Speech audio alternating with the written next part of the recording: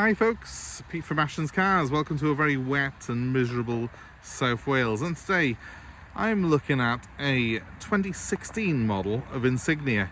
Yes, it's a 65 plate, but it's a 2016 January model, and it's got the 1.6 litre EcoTech engine in it. So these are called the sort of high economy version of this car. I thought I'd start off with the engine bay. It's very clean, this is. It's only done 59,000 miles, which for a car of this age, or an Insignia of this age in particular, is very low. A lot of these got bought up by people who were doing high annual mileages when they were new, sort of companies and stuff like that, who were taking advantage of the fact that this car has a claimed 68 miles per gallon, which is pretty phenomenal. It's also got free road tax. Because it's under 100 grams per kilometre of CO2s that it pumps out of its exhausts, and it's ULEZ compliant. Now be careful with the Insignias, because they also do a 2 litre EcoFlex model, which is badged the same as this, but it's a 2 litre engine with almost the same power. They moved it to a 1.6 very late 2015, and it's only those 1.6 versions that are ULEZ compliant. They do both have free road tax, so you can be fooled into thinking the 2 litre is just as kind to the environment, but unfortunately it doesn't meet the Euro 6 emission requirements needed to pass ULEZ. So it's only this model that will be free of charge to get into sort of some of those ULEZ zones in London and other cities around the UK. Very important at the moment, and a really hot topic at the moment. So this is the model, the EcoFlex. It's design specification. This is the model. It's ULEZ compliant, free road tax, and a claimed 68 miles per gallon.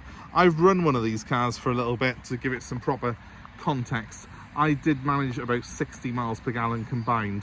So it is a very economical car. You always find that they never quite meet the manufacturer's claims, but overall one of the most economical cars of its class and size. This one, as you can maybe see, it's so dark today, my phone actually has turned itself onto night mode because it's but it is daytime here. This car is a metallic green, quite an unusual colour for the Insignia. I've not seen too many of them in this colour before. Yes, it does look black in certain lights, especially the light that I've got here today, which is quite awful, to be honest with you, but I think it's a really cool colour. I actually quite like it. When I found out it was green, I wasn't sure what shade it would be. I'm glad it's a dark metallic, not a lighter green. I think it's just the dark colours suit these Insignias really well, especially these later models where you got the LED lights, some bit of extra chrome trim where they've sort of blinged it up a little bit. It's a good looking car in my opinion, but a very familiar sight on the roads, and obviously sometimes it's nice to have a slightly unusual colour like this. Having a green one, I think, makes it look a little bit less like the silver black taxi ones that you see dotted around every single city in Britain. So let's take you through some of the highlights. Well, it's big, it's got a good sized boot, it's got room for 5 inside. I'll show you all that in just a minute. While it's dry though, let me just take you around the bodywork. There's a couple of very small marks on this one I want to point out.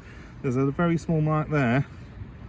It's about the size of, well, my finger next to it so you can get an idea. Just a little indentation, looks like someone's marked it. The previous owner of this car was a keen cyclist. Nothing wrong with that, apart from the fact that he did used to, I think, carry his bike in it quite frequently, and he's managed to scratch this bumper a bit. I've touched in a little bit along that edge because there was a bit of white showing through, and there are some marks still there that I don't really mess around more than I have already with it. It's not perfect, but it does look pretty clean and tidy in fairness. But yeah, he has obviously carried his bike in the back of the car, and he's caught it a few times as he was getting the bike out, which is understandable, but I want to point it out to you before you're the new owner. And I'm pretty sure there was a little mark here somewhere, but I've just had this car polished, and it's rained since, unfortunately, but yeah, it's gone. So overall it's pretty clean and tidy then. But main thing to point out really, that little mark on the front bumper and these marks on the back here.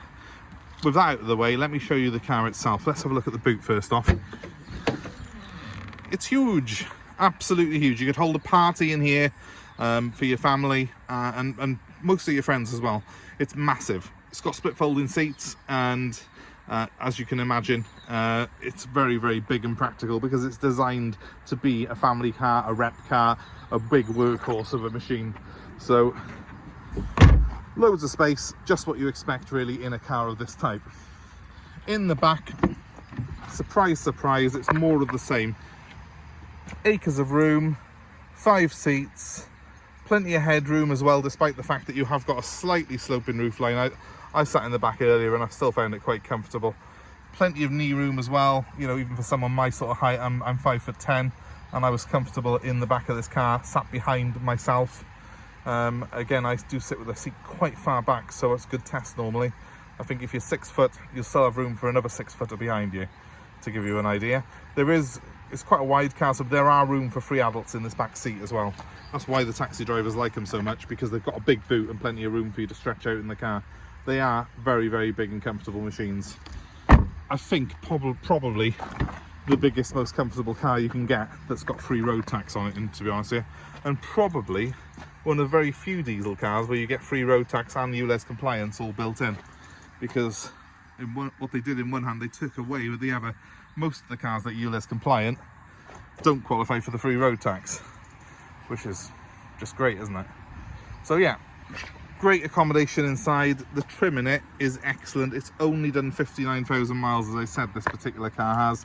I've had many of these with 150,000 miles on them, and the seats are still very much intact like they are here. They're quite a strong car, these. They do handle the test of time pretty well. I'm going to start this one up for you, just to show you what it's like. See the Vauxhall screen starting up there? The dials do a nice sweep across. Let's turn that off. Let's start her up. It's just telling you it's connected to my phone as well at the moment. It'll do that because, well, that's what it's designed to do. So let's take you through the highlights. Great display, as you can hopefully see. It's a nice looking display on this car with a digital speedometer in the middle there, as well as the conventional speedo. It's got cruise control. It's got all the mod cons. In fact, it's got climate control, air conditioning. It's got the DAB stereo, which is through this multifunction display here. It looks like you've got sat nav, but you haven't. You just press home. You've actually just got a phone hookup and the DAB stereo running through that screen. But you know what? It's quite a nice display. It looks modern. I quite like it, to be honest with you. So it's good. Heating and ventilation controls are really straightforward. It's a single temperature zone on this car, meaning that you have one temperature for the entire vehicle. You haven't got like split air conditioning, but it's really effective. It blows ice cold, this aircon does as well. And I drove this car yesterday around about 200 miles, and it drove perfectly. It was absolutely brilliant. As I say, you can hopefully see the mileage there, 59,000. It's very, very low indeed. The steering wheel buttons here are for the cruise control, and on the other side it's for your stereo controls. You've also got your Bluetooth phone connection, which you can answer using these buttons on the wheel as well, somewhere by there I think. It's designed to do big mileages, and apparently, according to Vauxhall, it can do 1,000 miles on a tank of diesel. Eat that, Tesla owners. 1,000 miles of range and a refueling time of about 2 to 3 minutes. So I'm saying nothing. I think I'd be sticking with the Insignia, because to be honest with you, this is probably as cheap to run as an electric car. It does 68 to the gallon. Okay, maybe 60 in the real world. It's free road tax. The insurance is a hell of a lot cheaper than any electric car. And ULEZ charge, there isn't one. So you can drive into any city in the UK free of charge. So yes, I know electric cars might be good for the environment in a sense, but actually driving a second-hand car is far better for the environment than going and buying a brand new one. So if you're looking to save money and save the planet, you can't go too far wrong with our Vauxhall Insignia. And you'll save yourself a hell of a lot of money. hell of a lot of money compared with any electric car, or even the equivalent from any other manufacturer, because these Insignias are just absolutely amazing value for money, and they look really cool when you unlock them and you've got the lights come on. They don't know, it's obviously not dark enough now. The LEDs come on when it's dark, which looks really cool. So other things to chat about, well, there's not a lot. It's a Vauxhall Insignia, guys. It's obviously not the most exciting car I've ever sold, but it is very, very practical and very good on fuel and very cheap to run, and to be honest with you, quite surprisingly cheap to buy as well. These are not alloy wheels, they're wheel trims.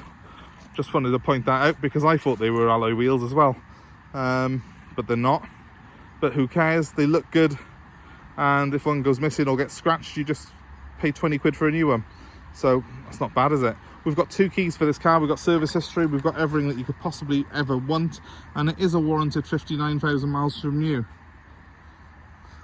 If I was looking to buy a big family car right now, this is the one I'd be picking. So if you're in that market, give me a call on 07932 873 646, and this could be parked outside your house, because we do deliver anywhere in the UK, and we have got the ability to take your old car as part exchange. So let me know what you've got when you call, and I will value it for you. That number one more time is 07932 873 646. You can call me, text me, WhatsApp me, and feel free to visit our website ashtonscars.co.uk for more cars like this, more stock that we've got available. Please, as you have come this far as well, can you give us a like, a share and subscribe to our channel, because you will be updated with more car buying advice and more cars like this that we have available for sale. It's very important for us that you do that, because it does enable us to carry on producing these videos for you. So give us a like, give us a subscribe and hit the notifications.